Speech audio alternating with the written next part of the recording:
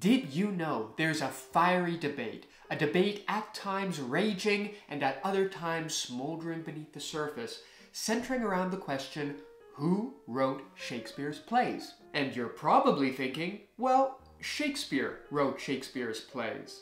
But who was Shakespeare? There are two sides to this conflict. On the one hand, we have the Stratfordians, who believe that the plays were written by a man named William Shakespeare, who was born in Stratford-upon-Avon. On the other hand, we have the anti-Stratfordians, who believe that Shakespeare from Stratford-upon-Avon did not write the plays.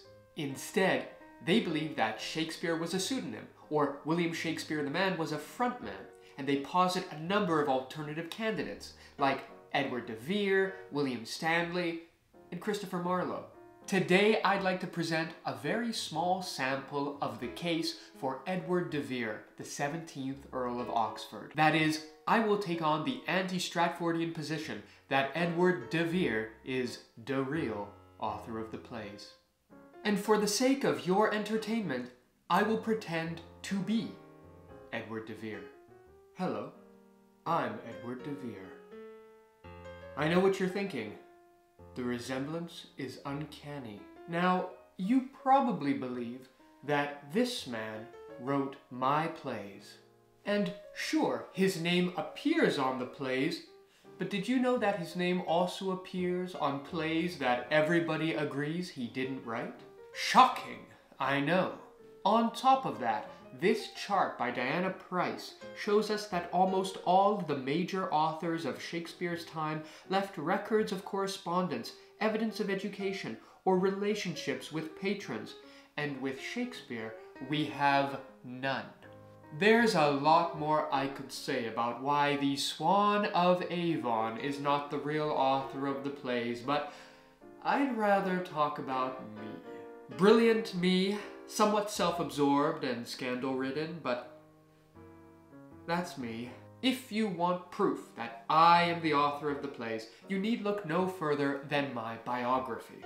Remember in All's Well That Ends Well, when Lord Bertram marries a girl, refuses to sleep with her, and then runs off to Italy? Story of my life, literally.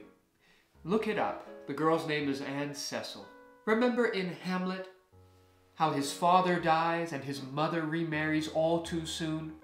Well, my father died when I was 12, and admittedly, I resented my stepfather. Remember Timon of Athens, the protagonist's carelessness with his wealth?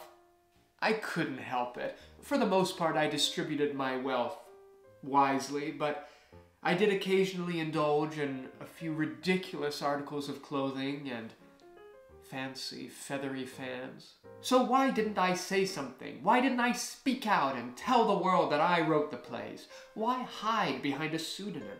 If you opened my copy of the Bible, you would know. I've underlined Matthew, chapter 6, verse 1. Be careful not to practice your righteousness in front of others to be seen by them. If you do, you will have no reward from your Father in heaven. In other words, if you accomplish something great, you shouldn't need everybody to know you've accomplished something great in order to feel good about yourself. Like, I'm just glad people are enjoying my plays. It doesn't matter if somebody else takes credit for them. But, to speak truth, I am not what I seem to be. For when I smile, I am not glad. You know, I loved poetry and the theater, and I even paid writers out of my own pocket so they could go on writing and translating to their heart's content. I understood them and their needs. We shared the same addiction, dependent on the same substance. Words that might pierce 100,000 hearts. I was hooked when my uncle translated Ovid's Metamorphoses. Ah, poetry. She hath the hand and knife that may both save and end my life. I sit in darkness while William Shakespeare... Why, there are even fridge magnets of his likeness. But I'll continue sitting quietly, at least for the time being. For the fox barks not when he would steal the lamb. I'm grateful to Elizabeth Winkler's Shakespeare Was a Woman and Diana Price's Unorthodox Biography, which were my resources for this video. Bye bye for now.